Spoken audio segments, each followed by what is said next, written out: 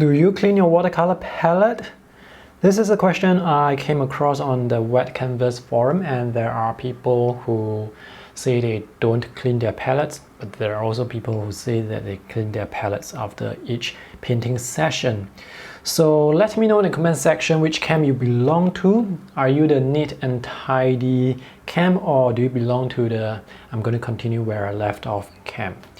So for me, sometimes I clean my palette, sometimes I don't. It depends on which palette I'm using, and also depends on what's on the palette. For palettes like this, where I use them at home, I usually use tube paint with them, so I don't really clean them. This is a porcelain palette, and this is a plastic palette. These are dried watercolor tube paint, and they can be reactivated simply by spraying onto them, and you can continue to use them. The well here for this palette is tilted, which is really nice because the water and the paint will flow in this direction. So this will not flow back and contaminate the fresh paint or the reactivated paint. And if I do have to clean this, I just have to clean this bottom part here. So you see all this paint that I have here at the top. These are actually from several different painting sessions. I see 1, 2, 3, 4 different colors here, 2 different colors, and 2 here. But for the mixing wells here, I do clean them. If they are dirty, they are going to affect my color mixing. If the wells are still wet, I can just wipe them very quickly.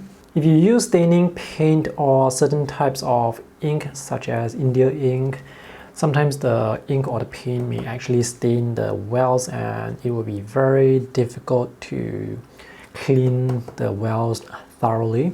So here are some ink stains which are very difficult for me to clean, so I just leave them as they are. For portable palettes like this, I would try to clean them after each use because, let me just show you why.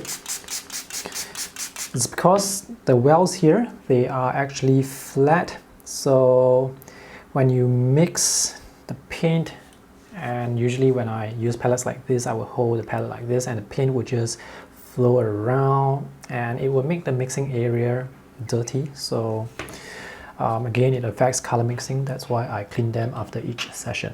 The nice thing about portable palettes like this is you already have paint in the pans, so you don't have to squeeze paint onto the mixing wells. But if I do have paint on the wells, I will not clean them. I would just clean the mixers, but I will not clean the paint off. I can reuse the paint. Let me show you another palette. So this one is a bit more dirty, and the reason for that is because I was lazy. I should have cleaned this a bit more thoroughly. So I see some paint here, solid paint. This can actually be reused, so I'm not going to clean this off, but I'm going to clean off more these stains. For this palette, there are some color contamination. So you see this yellow, it's quite dirty. There is some black spots on the quinacridone red and quinacridone magenta. That's from mixing with the greens, and I see some greens on the cerulean blue. For these pans, I will not clean them because when you wet them and you use brush to get the paint, the concentrated color will overpower all those little bits of contamination, except for yellow.